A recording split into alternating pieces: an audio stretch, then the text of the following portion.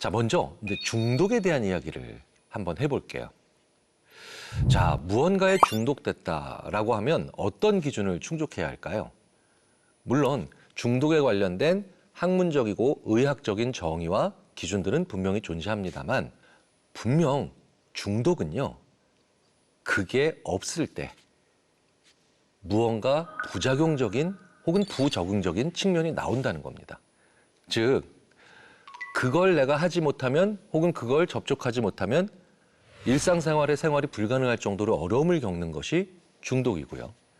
그리고 아니, 왜 꼭 그런 걸로 해야 돼? 다른 좋은 것도 있잖아. 이렇게 대체되는 것이 불가능할 때, 크게 보면 이 두 가지 측면이 존재할 때 우리는 중독됐다라고 얘기를 합니다. 중독에는 정말 많은 이야기들을 하고 있죠. 뭐 알코올, 도박, 마약, 심지어는 거짓말이나 사이비 종교에 이르기까지. 또 최근에 오면 스마트폰과 같은 디지털 기기에 관련된 것들. 사실 스마트폰이 문제가 있는 건 아니죠. 그러니까 그것 자체로만 놓고 보면 중립적이거나 심지어 우리 일상생활에서 도움이 되는 혹은 없으면 안 되는 것들에 중독이란 말이 붙을 때도 있다는 거예요. 자, 그렇다면 우리가 이런 얘기를 한번 해볼 필요가 있죠. 뭔가에 잘 중독되는 사람들이 따로 있냐는 거예요. 자, 이건 쉬운 문제는 아닙니다. 하지만 중독이 잘 되는 사람, 무언가에 잘 중독되는 사람들의 특징은 그것으로 도피하거나 무언가로부터 도피하려고 하는 성향이 강한 사람은 분명하다는 거죠. 예를 들어 볼까요? 일상생활이 너무 지루합니다. 그렇다면 내가 흥미로운 것으로 도피하죠. 그렇게 중독이 이루어질 수도 있는데요. 또 일상생활이 너무 고통스럽습니다. 그렇다면 그 대상이 무엇이든 그 고통으로부터 도피하기 위해서 그 대상으로 가게 되죠. 즉, 어딘가로 향하는 혹은 어딘가로부터 벗어나기 위한 이 두 가지 목적이 바로 중독의 중요한 원인과 관련이 있다는 것을 우리가 생각해 보면 중독이 잘 될 가능성이 높은 사람들의 특징도 자연스럽게 풀리겠죠. 바로 일상생활에 큰 고통이나 어려움이 있거나 혹은 그런 문제가 없다 하더라도 일상생활의 단조로움이나 지루함으로 인해 도피할 곳이 필요한 사람들. 자, 그렇기 때문에 우리가 일상생활에서요, 다양한 것, 그리고 여러 가지 종류의 활동이 있다라는 건 그 무엇보다도 중요합니다. 왜? 결국은 대안이 없는 경우에 중독이 오거든요. 예를 한번 들어보도록 하겠습니다. 아무런 문제 없었던 가정주부가 혹은 회사를 잘 운영하고 있었던 중소기업 대표가 이 두 사람은 특징으로 보자면 전혀 다른 그룹으로 보일 수가 있습니다. 그런데 어느 날 갑자기 이 두 사람 모두 도박 중독이라고 하는 심각한 상태에 들어갔다는 거죠. 겉으로 보기에는 전혀 다른 것 같은 이 두 사람의 삶에서 공통점은 뭘까요? 바로 단조롭다는 거죠. 그리고 그것밖에 없다라는 겁니다. 사람이 동물과 왜 다를까요?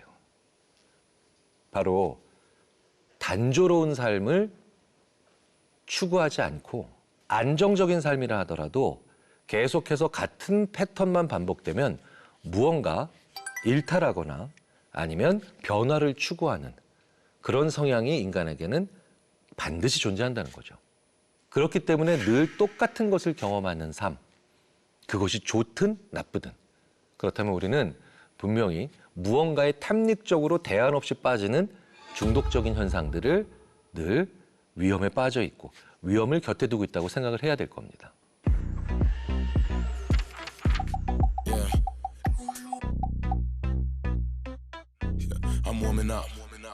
자, 그렇다면 이렇게 중독의 고리를 끊으려면 반드시 전문가의 도움을 받아야 되는가?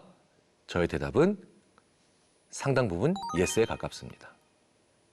왜일까요? 전문가의 반대말이 무엇일까요? 전문가의 반대말은 지인일 수도 있고요. 가족일 수도 있기 때문에 그렇습니다. 그 지인과 가족은 변화 없이 단조롭고 그리고 계속해서 반복적인 삶을 살고 있는 그 당사자의 삶의 일부죠. 그러니까 그 일부에 해당하는 사람이 고리를 끊는다, 변화를 만들어낸다, 혹은 새로운 관점을 넣어준다. 쉽지 않은 정도가 아니라 아예 불가능한 경우가 더 많을 겁니다. 그러니까 지인과 가족으로 해야 될 가장 중요한 의무나 아니면 당연한 당위적 행동에 바로 전문가의 도움을 같이 받아보자 라고 이야기하는 거죠. 왜냐하면 굉장히 많은 중독적인 현상을 보면 가족 관계에서의 불화, 아니면 부모님으로부터 받지 못한 신뢰, 아니면 주위의 다른 많은 분들의 무관심 같은 거, 이런 것들이 반드시 존재하거든요. 그래서 나에게 가까운 사람이 무언가에 중독됐다라고 하면 내가 죄책감을 가지기보다는 책임감을 가지고 문제를 같이 풀어보자라는 마음으로 우리 같이 가서 전문가의 도움을 받고 책임과 고통을 나눠 가지자라고 하는 자세가 그 무엇보다도 필요합니다. 자, 그렇다면 이걸 할 수도 없는 상황이 있어요. 전문가의 도움을 받지 못하는 경우 무엇부터 시작해야 되는 걸까요? 가장 중요한 건 일단 거리를 두는 겁니다. 무슨 얘기냐? 사람들은 의외로 물리적 상황과 거리에 의외로 강하게 영향을 받는 존재이거든요. 심리학자들이 참 공감하는 이야기가 하나 있죠. 몸이 멀어지면 마음도 멀어진다. 그래서 내가 무언가로부터 멀어지려면 실제로 거리를 멀게 해야 됩니다. 이건 유일한 해결책도 아니고 완벽한 해결책은 아니지만 반드시 해야 되는 해결책인 경우가 대부분입니다. 내가 만약에 서울에 살고 있습니다. 그런데 내가 계속해서 동네에 있는 다른 사람들과 술을 마시는 과정이 반복되는 과정에서 이른바 알코올 중독에 들어가는 그런 곤란한 일에 빠졌어요. 그렇다면 어느 정도는 방향을 바꿔야 됩니다. 물론 이때 주의하셔야 되는 건 또 다른 스트레스를 유발할 정도로 엄청나게 큰 변화하면 안 된다는 거예요.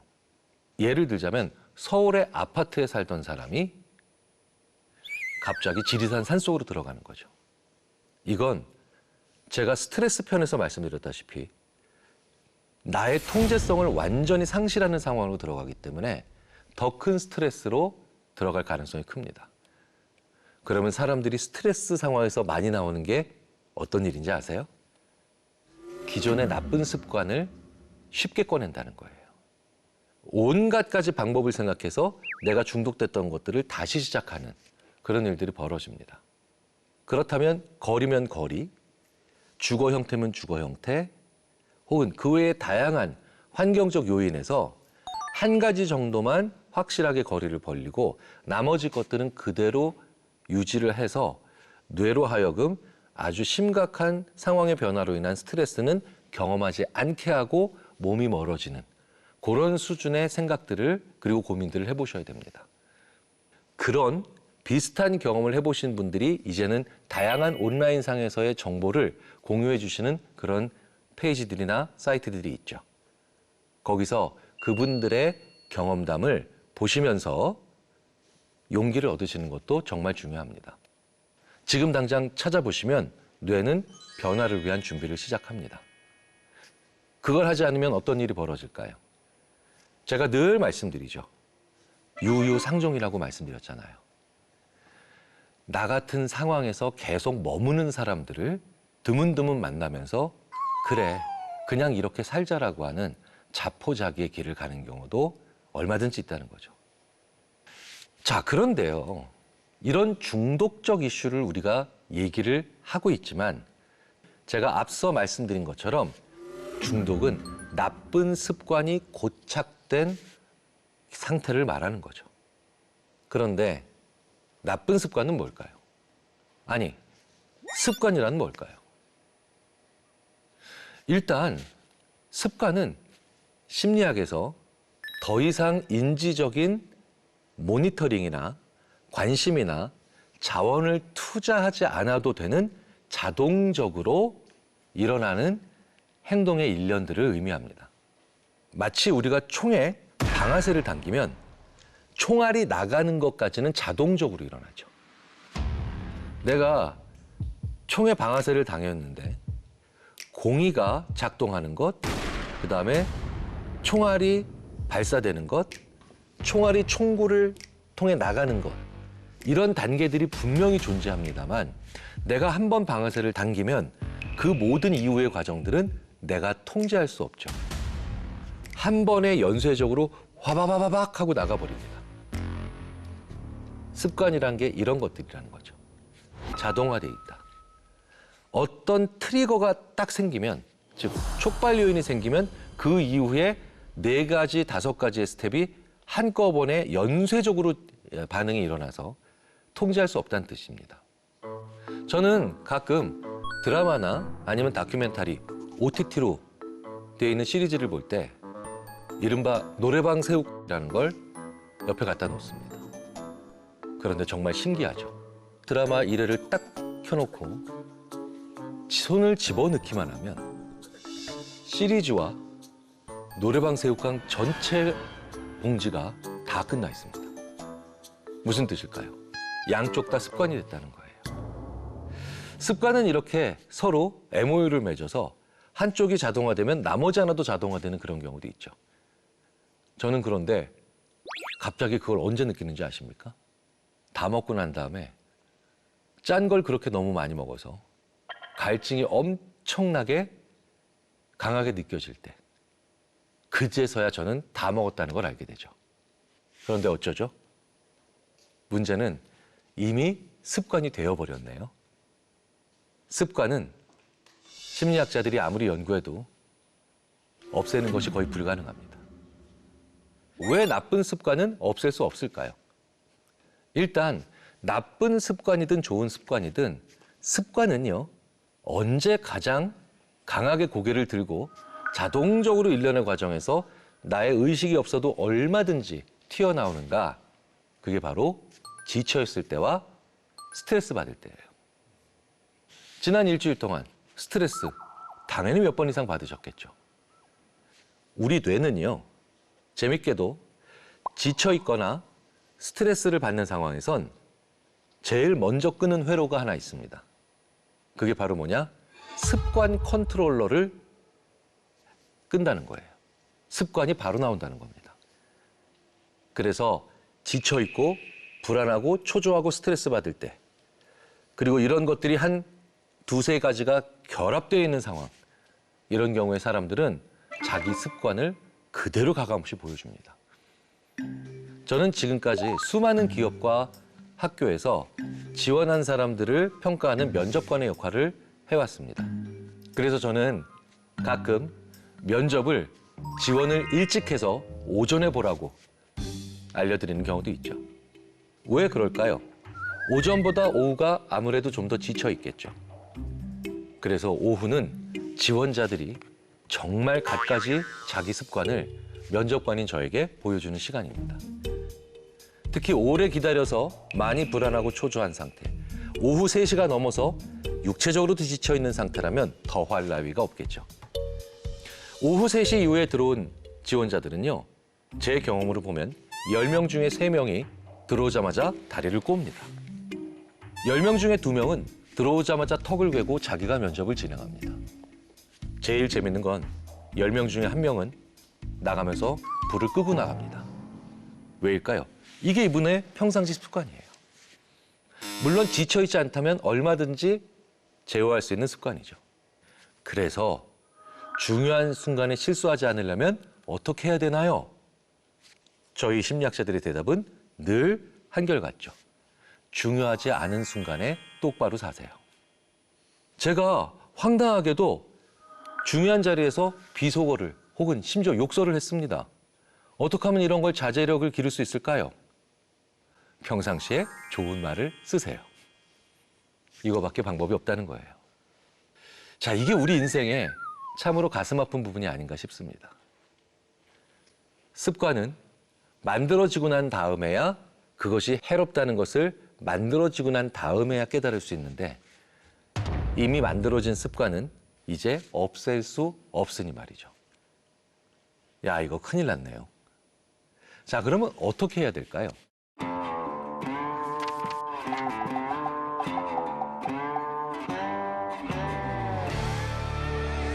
나쁜 습관도 좋은 습관도 없앨 수 없으니 포기하고 살까요? 그러기엔 너무 또 억울하죠. 방법이 아예 없는 건 아닙니다. 저희 인지심리학자들은 항상 이렇게 말씀드리죠. 나쁜 습관을 없앨 수는 없지만 바로 그 나쁜 습관이 있는 위치 위에 좋은 습관으로 덮어씌울 수는 있다. 무슨 얘기일까요? 제가 방금 전에 OTT 드라마를 보면서 커다란 봉지에 과자를 다 먹는 그런 엄청난 나트륨을 섭취하는 나쁜 습관이 있다고 말씀을 드렸죠. 그런데 제가 그렇게 과자 봉지에 손을 넣을 때마다 제 가족이 손을 딱 때리면서 먹지 마! 저는 얼마나 버틸 수 있을까요? 잘해야 30분 버틸 수 있을 겁니다. 아닙니다. 솔직히 말씀드려서 5분 버텨본 적도 없습니다. 왜? 습관이 나올 수밖에 없는 또 다른 중요한 상황에 들어갔거든요. 바로 무언가에 심취해 있거든요. 무언가에 빠져들었거든요. 그러면 이제 다시금 나의 습관은 고개를 쳐들죠. 저는 이 나쁜 습관을 없앨 수 없으니 어떤 방법을 썼을까요? 저는 무엇으로 과자를 집죠? 손이죠. 그러니 손으로 무언가 다른 걸 해야 된다는 겁니다. 그래서 저는 2가지를 했죠. 첫째, 뜨개질을 합니다. 둘째, 에어캡슐이라고 하나요? 더 좋은 용어가 있죠.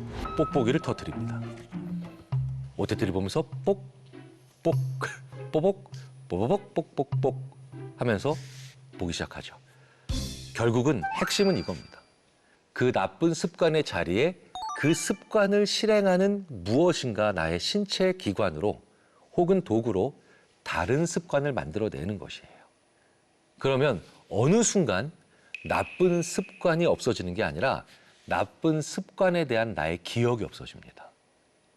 그래서 걔네는 마치 어렸을 때 분명히 알고 있었던 친구의 이름이지만 기억나지 않고 우리 기억 내부의 공간을 헤매는 단서나 실마리를 잃은 파편처럼 결국은 우리의 두뇌 속에서 그런 실마리 잃은 기억으로 돌아다니게 된다는 거죠. 다이어트 왜 하시죠? 불필요한 건 빼고 건강해지기 위해서죠. 보험도 똑같습니다. 불필요한 보험료는 줄이고 필요한 보장은 제대로. 마이 보험 체크. 일상적 나쁜 습관들은 결국 이렇게 대처하는 것이 가장 좋습니다.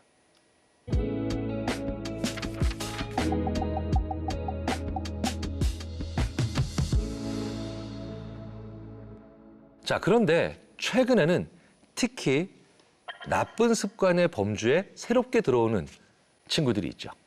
바로 스마트폰들입니다. 디지털 기기들이죠. 이제 굉장히 많은 분들이 스마트폰이 없으면 금단 증상을 겪는 경우들을 허다하게 보게 됩니다. 스마트폰은 이제 나의 신체 장기의 일부예요.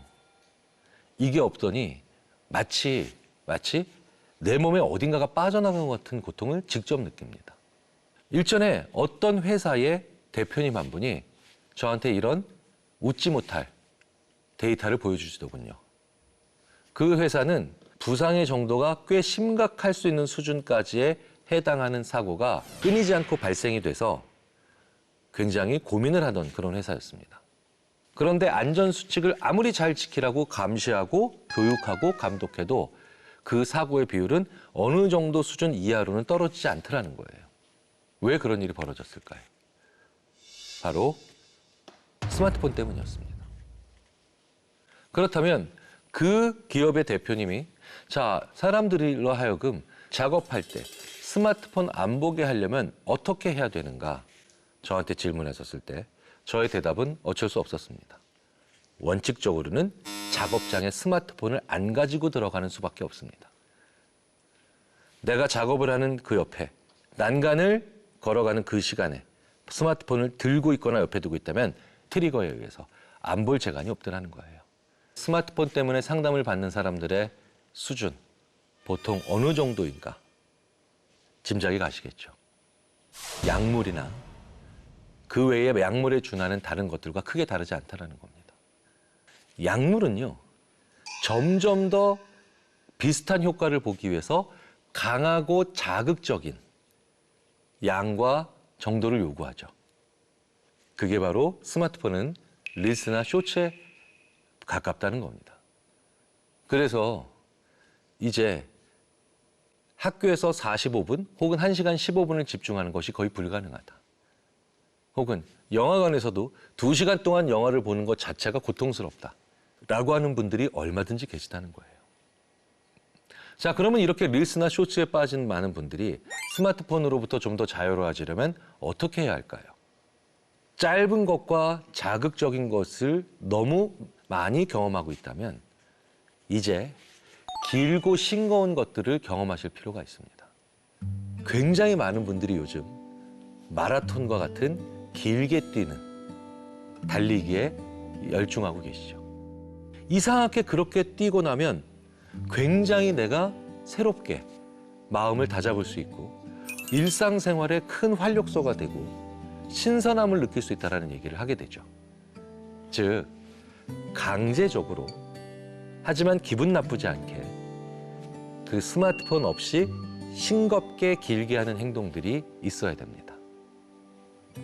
그래서 저는 가끔 가족들과 스마트폰을 차에 놔두고 산책을 갑니다. 처음엔 정말 세상의 모든 소식들이 나에게 올 것만 같은 그런 생각들이 오고요. 마치 그 산책을 하는 30분 동안 나에게 절체절명의 중요한 엄청난 전화가 한 100개쯤 올 것 같은 생각으로 힘들어했죠. 하지만 그런 일 안 일어난다는 거 잘 아시죠? 명상도 마찬가지 효과라고 알려져 있습니다. 명상을 하니 릴스나 쇼츠를 보기는 보더라도 예전처럼 중독적으로 보진 않습니다. 왜 그럴까요? 명상이 릴스나 쇼츠를 막는 효과가 있을까요? 그게 아니라는 거죠. 이렇게 싱겁지만 긴 행동을 하면서 우리의 뇌가 어느 한쪽이든 탐닉하는 것이 아니라 양쪽 다 의미를 가지고 있다는 걸 깨닫기 시작하는 거예요. 또 다른 좋은 방법이 있습니다. 무언가 싱거운 것을 길게 하는 것 못지않게 괜찮은 방법이죠. 그게 바로 느려지는 거예요. 어떤 것들이 우리로 하여금 강제적으로 속도를 줄이게 만들어줄까요? 보는 것보단 쓰는 게 더 느려집니다. 같이 쓴다 하더라도 키보드로 타이핑하는 것보단 볼펜으로 글을 쓰는 게 더 느려지죠. 릴스나 쇼츠에 굉장히 중독적인 사람들로 하여금 그런 걸 덜 보게 만드는 접근은 대부분 효과가 없죠. 그런데 재밌게도 펜으로 일기를 써보게 하는 프로그램에 참여시키면 상당한 진정 효과가 생깁니다. 왜냐? 우리가 무언가를 생각해서 표현하는 방식 중에 가장 느린 것이 손으로 펜을 잡고 쓰는 거거든요. 분당 150타 이상을 치는 저도 이메일 한 장을 치면 한 페이지를 치면은 몇 분이면 칩니다. 하지만 펜을 잡고 그걸 편지로 쓰면 한 3배에서 4배의 시간이 더 필요하죠. 그런데 재밌는 건 이메일에서는 많이 하는 실수나 자극적인 언어 혹은 조금 표현상 부적절한 것들을 편지로 쓰면 대부분 잡아낼 수 있습니다. 왜일까요? 제가 느려지고 있기 때문에 저를 좀 더 잘 들여다볼 수 있고 저의 언어와 생각을 더 제대로 구성할 수 있기 때문이죠. 느려지는 방법은 정말 다양합니다. 명상, 심호흡, 그다음에 손으로 글쓰기. 결국 우리는 내 주위에 있는 환경 속에서 혹은 여건 속에서 그런 것들 중에 무엇이 있는가를 한번 해보시는 것. 우리 뇌에게는 훨씬 더 친절하면서도 자연스러운 개선 방법을 깨닫게 하는 그런 좋은 경로가 될 겁니다.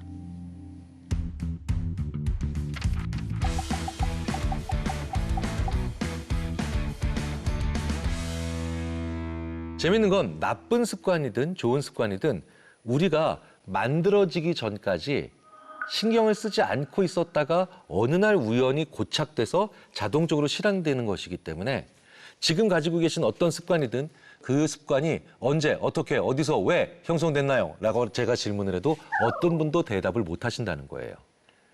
하지만 분명히 습관에는 형성되는 규칙이 있습니다. 심리학자들은 습관이라고 하는 것을 정말이지 참으로 습관적으로 연구해온 집단입니다. 습관은 어떤 순간에 만들어지고 어떤 조건이 있어야 만들어지는 걸까? 일단 첫 번째, 습관이 만들어지는 그 결정적 구성 요소에 관심을 가지고 있었던 연구자가 있죠.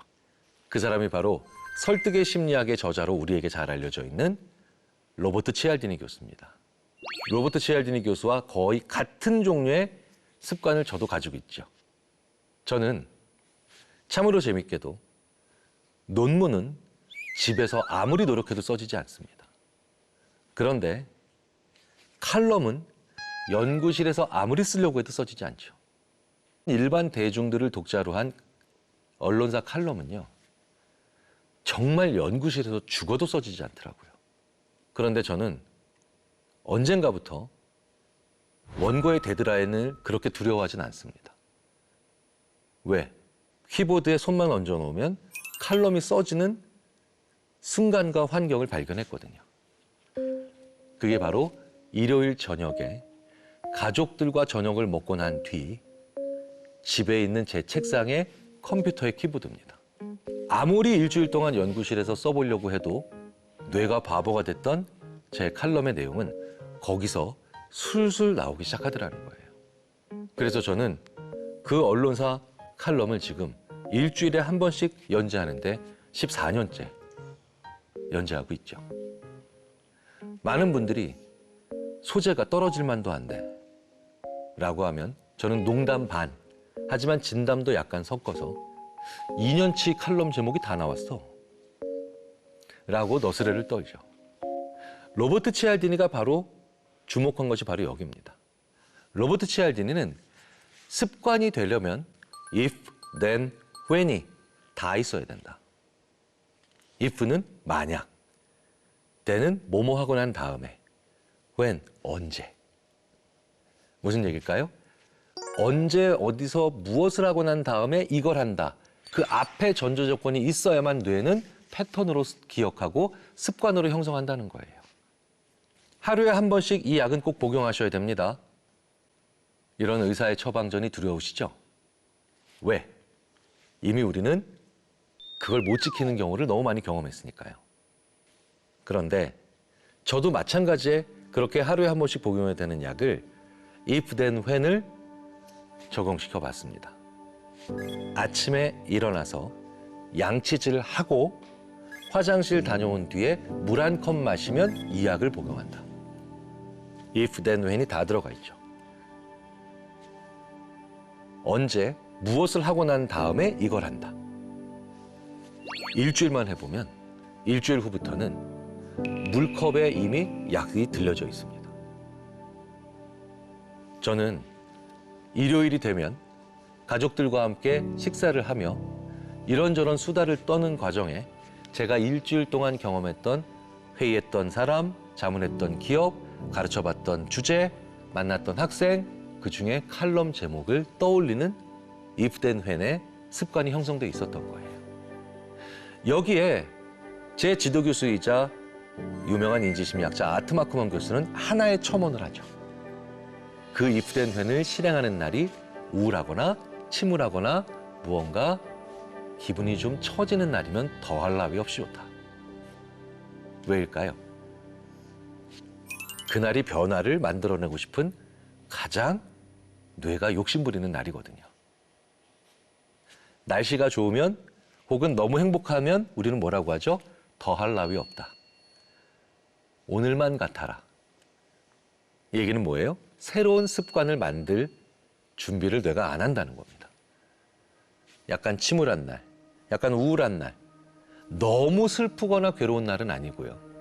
약간 우울한 날, 침울한 날, 울적한 날에 우리 뇌는 변하고 싶다라고 하는 그런 욕구를 가지게 되죠.